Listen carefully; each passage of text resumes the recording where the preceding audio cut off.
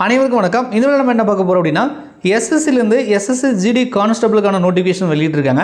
So இந்த நோட்டிஃபிகேஷனில் எவ்வளோ வேகன்சி கொடுத்துருக்காங்க, இதுக்கான ஏஜ் லிமிட் என்ன, எஜுகேஷன் குவாலிஃபிகேஷன் என்ன, அப்ளை பண்ணுறதுக்கு என்றைக்கு கிடச்சது, செலெக்ஷன் ப்ராசஸ் வந்து எப்படி இருக்குது அப்படின்ற முழுமையான விவரங்கள் வந்து நம்ம இந்த வீடியோவில் பார்க்கலாம். அதை பார்க்கறதுக்கு முன்னாடி நம்ம சேனல் நீங்கள் முதன்முறையாக பார்த்துட்டீங்க அப்படின்னா மறக்காம சேனலை வந்து சப்ஸ்கிரைப் பண்ணி கூட வந்து பெல் பட்டனில் ஆல் அப்படின்றத செட் பண்ணி வச்சுக்கோங்க. அப்போ நான் வீடியோ போட்டேன்னா உங்களுக்கும் நோட்டிஃபிகேஷன் வரும்.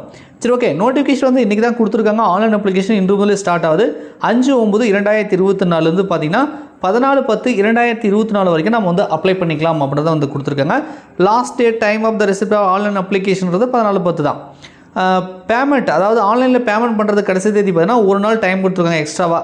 15/10/2024 அப்படின்றத கொடுத்துருக்காங்க. அப்ளிகேஷன் ஏதாவது எடிட் பண்ணுறது இருந்தால் 5/11/2024 வந்து 7/11/2024 நம்ம பண்ணிக்கலான்றாங்க. இதுக்கான தேர்வுகள் பார்த்திங்க அப்படின்னா நமக்கு ஜனவரி டு பிப்ரவரி 2025 தேர்வுகள் நடைபெறும்.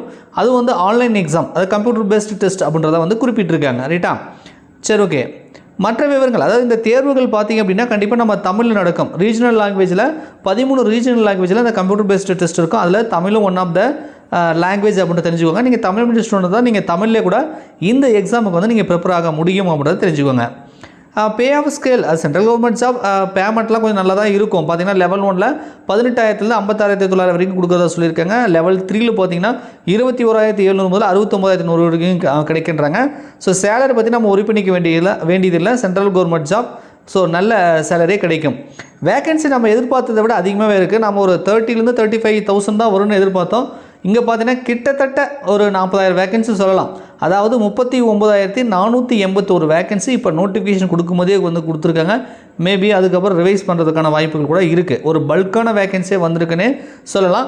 ஒவ்வொரு போஸ்ட்டுக்கும் பிஎஸ்எஃப் எவ்வளோ, சிஎஸ்எஃப் எவ்வளோ, சிஆர்பிஎஃப் எவ்வளோ, எஸ்எஸ்பியில் எவ்வளோ, ஐடிபிபியில் எவ்வளோ, ஏஆர் லெவலு, எஸ்எஸ்எஃப்ல எவ்வளோ, என்சிபியில் எவ்வளோன்னு சொல்லி ஸோ வந்து பார்த்திங்க அப்படின்னா இங்கே வந்து கொடுத்துருக்காங்க. பார்த்துக்கோங்க. இதில் வந்து மேல் ஃபீமேல் ரெண்டாக பிரிச்சிருக்காங்க. அதாவது டோட்டலாக பார்த்தீங்கன்னா அவங்களுக்கு வந்து கொடுத்துருக்குறது என்னென்னா 39,481 டோட்டலாக வந்திருக்கிறது. இது ஆண்களுக்குன்னு பார்க்கும்பொழுது ஆண்களுக்கு மட்டுமே 35,612 வந்திருக்கு. பெண்களுக்கு பார்த்திங்க அப்படின்னா ஸோ டோட்டலாக வந்து அவங்களுக்கு வந்து 3,869 வேகன்சி வந்திருக்கு. நம்ம எதிர்பார்த்ததுன்னா ஆண்களுக்கு மட்டும் ஒரு 35,000 வந்திருக்கு, டோட்டலாக ஒரு 39,000 வந்திருக்கு அப்படின்றத தெரிஞ்சுக்கோங்க. ரைட்டுங்களா? ஸோ டோட்டல் வேகன்சி பாருங்கள், ஒரு பல்கான வேகன்சி வந்திருக்கு. ஒரு நல்ல வாய்ப்புனே நம்ம சொல்லலாம். அடுத்தது ஏஜ் லிமிட். இதுக்கு அப்ளை பண்ணுறதுக்கு என்ன சார் ஏஜ் இருக்கணும் அப்படின்னு கேட்டிங்கன்னா கட் ஆஃப் டேட் பார்த்துக்கோங்க. 1/1/2025 இந்த தேதியின் அடிப்படையில் குறைந்தபட்சம் 18 அதிகபட்சம் 23 வயசு இருக்கலாம். சார் 23 வயசுக்கு மேலே தான் அப்ளை பண்ண முடியாதா சார் அப்படின்னா, ஸோ நீங்கள் வந்து எஸ்சி எஸ்டி கேண்டிடேட் இருந்தீங்க அப்படின்னா ஸோ நீங்கள் வந்து 5 இயர்ஸ் வந்து ரிலாக்ஸேஷன் இருக்குது. ஸோ நீங்கள் அதை யூஸ் பண்ணி அப்ளை பண்ணிக்க முடியும். ஒருவேளை நீங்கள் ஓபிசி கேண்டிடேட், அதாவது பிசி முஸ்லீம், எம்பிசி, டிஎன்சி, ஸோ நீங்கள் எல்லாமே ஓபிசி கேட்டகரியில் வருவீங்க. ஸோ நீங்கள் வந்து 3 இயர்ஸ் வந்து ரிலாக்ஸேஷன் இருக்குது, இதை யூஸ் பண்ணி அப்ளை பண்ணிக்க முடியும். அப்ளை பண்ணும்போது ஓபிசி சர்டிஃபிகேட் இல்லைனா கூட நீங்கள் அப்ளை பண்ணிவிட்டு அதுக்கப்புறம் பார்த்தீங்கன்னா கூட நீங்கள் ஓபிசி சர்டிஃபிகேட் வாங்கிக்கலாம். ஓபிசி சர்டிஃபிகேட் அப்ளை பண்ணால் கிட்டத்தட்ட ஒரு 15 நாள் 10 நாள்லேயே கொடுத்துருவாங்க. ரைட்டா? ஸோ அதனால் வந்து தற்சமயத்துக்கு நீங்கள் அப்ளை பண்ணிங்கன்னா ஓபிசி வச்சு அப்ளை பண்ணுங்கள். அதுதான் வந்து பெட்டராக இருக்கும். 3 இயர்ஸ் வந்து ரிலாக்ஸேஷனும் உங்களுக்கு இருக்குது. ஸோ எக்ஸர்வீஸ் மேன் மற்ற இதுக்கெலாம் வந்து ரிலாக்ஸேஷன் இருக்குது, கொஞ்சம் செக் பண்ணிக்கோங்க. ரைட்டா? ஸோ அடுத்தது வந்து கல்வி தகுதி நமக்கு தெரிஞ்சது தான். ரைட்டா? நம்ம எப்படி டிஎன்பிஎஸ்சியில் பிசி எக்ஸாம் வருதோ 10ஆம் வகுப்பு, அதே மாதிரி தான் எஸ்எஸ்சிடியில் இதுக்கான கல்வி தகுதி என்பது வெறும் 10ஆம் வகுப்பு தான். 10th நீங்கள் பாஸ் பண்ணியிருக்கீங்களா, தாராளமாக நீங்கள் வந்து அப்ளை பண்ணலாம். ரைட்டா? அங்கே எதாவது மெட்ரிகுலேஷன் போட்டிருக்கேன்லாம் கேட்காதீங்க. ஸோ மெட்ரிகுலேஷன் அப்படின்றதும் 10ஆம் வகுப்பை தான் குறிக்கும்.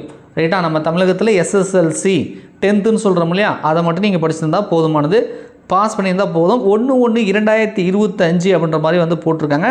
அதையும் வந்து பார்த்துக்கோங்க. ரைட்டுங்களா? அந்த தேதிக்குள்ளே நீங்கள் 10th முடிச்சிருக்கணும் அப்படின்றத சொல்கிறாங்க. அல்லது 10th ஈக்குவலண்ட்டாக இருந்தாலும் ஓகே அப்படின்றதும் வந்து குறிப்பிட்டிருக்காங்க. என்சிசி சர்டிஃபிகேட் ஏபிசிலாம் வச்சுருந்தீங்கன்னா உங்களுக்கு வந்து போனஸ் மார்க்லாம் இருக்குது. அதுக்கான டீட்டெயில் கொடுத்துருக்காங்க, செக் பண்ணிக்கோங்க. ஹவு டு அப்ளை கொடுத்துருக்காங்க, என்னென்ன டாக்குமெண்ட் வேணும், எவ்வளோ சைஸில் வேணும், எப்படி அப்ளை பண்ணுறதுன்றதெல்லாம் தெளிவாக வந்து கொடுத்துருக்காங்க. இதுக்கு அப்ளை பண்ணுறதுக்கு பார்த்தீங்கன்னா அப்ளிகேஷன் ஃபீஸ் வந்து ஜஸ்ட் வந்து 100 ரூபீஸ் தான். அதுவும் எஸ்சி எஸ்டி எக்ஸர்வீஸ் மேன் இருந்தீங்கன்னா உங்களுக்கு அந்த 100 ரூபா கூட கிடையாது. அப்ளிகேஷன் ஃபீஸ் ஃப்ரீ தான். ஸோ மற்றவர்களுக்கு மட்டும் வந்து பார்த்திங்கன்னா அப்ளிகேஷன் ஃபீஸ் வந்து 100 ரூபா அப்படின்றத வந்து கொடுத்துருக்காங்க.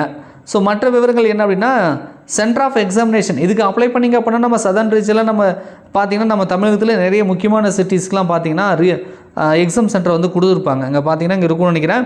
இங்கே பாருங்க சென்னை, கோயம்புத்தூர், மதுரை, சேலம், திருச்சிராப்பள்ளி, திருநெல்வேலி, வேலூர், இந்த மாதிரிலாம் கொடுத்துருப்பாங்க. ஸோ முக்கியமான சிட்டிஸில் நமக்கு வந்து தமிழகத்திலே எக்ஸாம் நடக்கும். ஸோ நீங்கள் இங்கேயே நம்ம வந்து இங்கே தமிழக ஸ்டூடெண்ட் இல்லாமல் தமிழ்நாட்டிலே வந்து எக்ஸாம் எழுதிக்கலாம். Scheme of examination.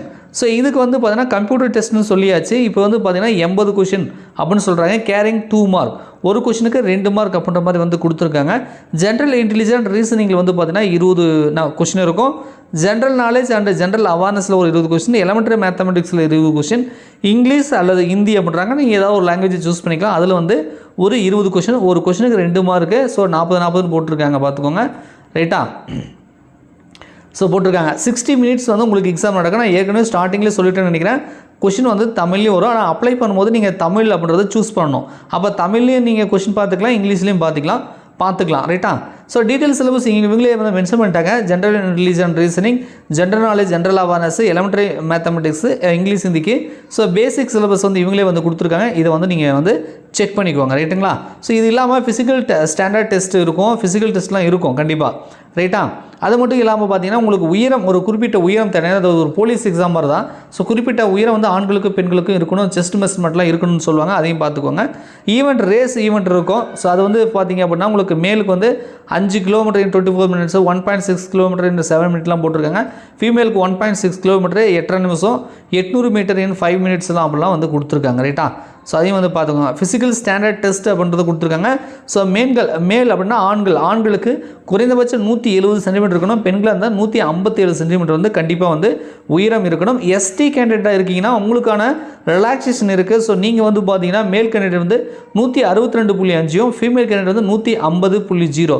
ஸோ இந்த உயரம் வந்து கண்டிப்பாக வந்து இருக்க வேண்டும் அப்படின்றத குறிப்பிட்டிருக்காங்க. அதையும் வந்து பார்த்துக்கோங்க. செஸ்ட் மெஷர்மெண்ட்டை பொறுத்த வரைக்கும் ஆண்களுக்கு, ரைட்டா? ஸோ ஆண்களுக்கு பார்த்தீங்க அப்படின்னா 80 சென்டிமீட்டர் இருக்கணும். விரிவடையும் போது 5 சென்டிமீட்டர் வந்து விரிவடைய வேண்டும் அப்படின்றதும் வந்து கொடுத்துருக்காங்க. எஸ்டிக்கு இதுலேயுமே வந்து ரிலாக்ஸேஷன் கொடுத்துருக்காங்க. அதையும் வந்து பார்த்துக்கோங்க. ஸோ அவ்வளோதான். ரைட்டா? So medical examination, document verification இதெல்லாம் இருக்கும். இதில் ஆன்சர்ஸ்லாம் இருக்கிறது தான். ஸோ முக்கியமான விவரங்கள் அவ்வளோதான்பா. ரைட்டா? ஸோ முக்கியமான விவரங்கள் வந்து நம்ம பார்த்தாச்சு. ஸோ மோட் ஆஃப் செலெக்ஷன் அப்படின்றது, ஸோ ஃபஸ்ட்டு பார்த்தா the recruitment process will consist of the computer based examination. அதுக்கப்புறம் பார்த்தீங்கன்னா பிஎஸ்டி, அதுக்கப்புறம் ஃபிசிக்கல் எஃபிஷியன்சி டெஸ்ட் இருக்கும். அதுக்கப்புறம் தான் மெடிக்கல் எக்ஸாமினேஷன், டாக்குமெண்ட் வெரிஃபிகேஷன்லாம் நடக்கும் அப்படின்றத குறிப்பிட்டிருக்காங்க. ஸோ அதில் வந்து மினிமம் நீங்கள் எவ்வளோ ஸ்கோர் பண்ணணும், எவ்வளோ பர்சன்டேஜ் மார்க் எடுக்கணும் அப்படின்றதெல்லாம் கொடுத்துருக்காங்க. யூஆருக்கு 30%, ஓபிசிக்கு வந்து 25%, ஆல் அதர் கேட்டகரிக்கு பார்த்தீங்கன்னா 20% அப்படின்றத மார்க் வந்து எடுக்கணும் அப்படின்றது கொடுத்துருக்காங்க. போனஸ் மார்க் என்சிசிக்கு இருக்கிறதும் மென்ஷன் பண்ணி கொடுத்துருக்காங்க. அப்போ நிறைய டீட்டெயில் இன்ஸ்ட்ரக்ஷன் வந்து கொடுத்துருப்பாங்க. நீங்கள் நோட்டிஃபிகேஷன் டவுன்லோட் பண்ணி பொறுமையாக வந்து படித்து பாருங்கள். படித்து பார்த்துட்டு அதுக்கப்புறம் வந்து அப்ளை பண்ணுங்கள். ஓகேங்களா? ஸோ ஒரு பல்கான வேகன்சி வந்திருக்கு எஸ்எஸ்சிடி கான்செப்ட். நீங்கள் ஒரு 10ஆம் பாஸ் பண்ணியிருக்கீங்க அப்படின்னா தாராளமாக இந்த எக்ஸாமுக்கு அப்ளை பண்ணலாம். அந்த உயரம் மட்டும் வந்து பார்த்துக்கோங்க. ரைட்டா? உயரமும் செஸ்ட் மெஷர்மெண்ட் ஆண்களாக இருந்தால் அதெல்லாம் வந்து இருக்கீங்களான்னு பார்த்துட்டு வந்து அப்ளை பண்ணி இதுக்கு வந்து படிங்க. மேற்கொண்டு உங்களுக்கு இந்த தேர்வு சம்பந்தமான ஏதாவது சந்தேகங்கள் இருந்துச்சு அப்படின்னா கமெண்ட்ஸில் கமெண்ட் பண்ணுங்கள். வீடியோ பிடிச்சா மறக்காமல் லைக் பண்ணுங்கள். நன்றி, வணக்கம்.